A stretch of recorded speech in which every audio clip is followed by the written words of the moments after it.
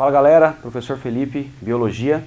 Hoje vamos falar um pouquinho sobre as gimnospermas, o jeito que rola o desenvolvimento das estruturas reprodutivas, ok? Bom, estou usando aqui um representante muito famoso, que é o pinheiro, e também demonstrando, né, no seu corpo, né, o pinheiro consegue formar as estruturas formadoras dos esporos, que são os chamados estróbilos. O estróbilo feminino, megaestróbilo, e o estróbilo masculino, microestróbilo.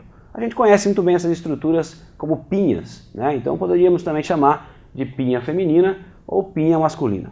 Essas pinhas são formadas por escamas, né? A gente conhece muito bem, na época do Natal, por exemplo, né? A pinha feminina ela tem aquelas escamas mais abertas e ela é maior, e a pinha masculina ela tem as escamas todas fechadinhas, compactadas, e ela é um pouco menorzinha.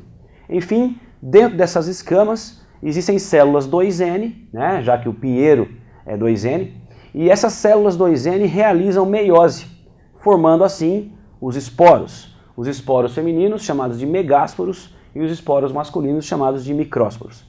Você percebeu que eu coloquei aqui uma palavra no singular, megasporo, e aqui eu coloquei no plural, micrósporos. Né? Isso porque na pinha feminina, dentro de cada escama, a meiose ocorre. 4 células são formadas, que seriam 4 megásporos, mas na verdade 3 morrem e apenas um se mantém vivo, né, acumulando na verdade as substâncias orgânicas e tal. E essa única que restou ali é o chamado megásporo funcional mesmo, né, o que vai dar continuidade ao desenvolvimento. Já na pinha masculina isso não acontece. As células 2N, daqui de dentro das escamas, elas realizam meiose e formam realmente, né, 4 micrósporos por célula que realizou meiose. Então aqui os micrósporos são de fato inúmeros, né, enquanto que aqui realmente eu só tenho um megásporo. E aí o que acontece? Dentro de cada esporo, feminino ou masculino, desenvolve-se o gametófito, assim como em todas as plantas já acontecia. No caso, o gametófito feminino, chamado megaprótalo, desenvolve-se dentro do megásporo, ok? Formando já os gametas femininos muito conhecidos como oosferas.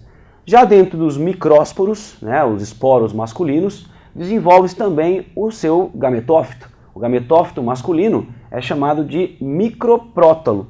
Mas a gente conhece muito bem essas estruturas no início do desenvolvimento como grãos de pólen. Uma estrutura muito famosa e pela primeira vez aparecendo na botânica, né, visto que as pteridófitas e briófitas mais antigas não possuíam.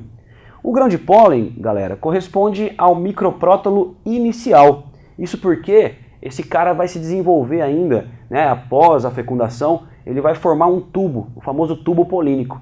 Veja só aqui essa estrutura. Isso é o grão de pólen. O grão de pólen ele tem alas laterais aqui, né, que correspondem a estruturas que facilitam a flutuação pelo meio aéreo. Isso porque as gimnospermas não são polinizadas pelos animais, apenas pelo vento. Dentro do grão de pólen existe uma célula chamada célula generativa, que é haploide, né? Tudo aqui, aliás, é haploide, porque deriva de meiose. E essa célula generativa será a formadora dos gametas masculinos futuramente. E essa célula vermelha aqui, que é chamada de célula do tubo, obviamente porque é ela que vai dar origem ao tubo polínico, né, a estrutura formada aqui a partir do grão de pólen e que será o gametófito masculino final. O grão de pólen é inicial e o tubo polínico será final. Aqui dentro do megásporo feminino, no megásporo, portanto do esporo feminino, onde se desenvolveu o gametófito feminino com as oosferas, temos exatamente uma estrutura como essa.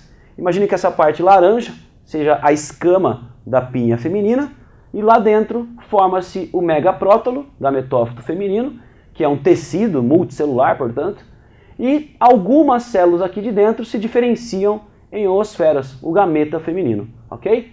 Micrópilo é só o nome dessa abertura da escama onde futuramente o grão de pólen deve chegar. Por hoje é só então, pessoal. Muito obrigado, até a próxima.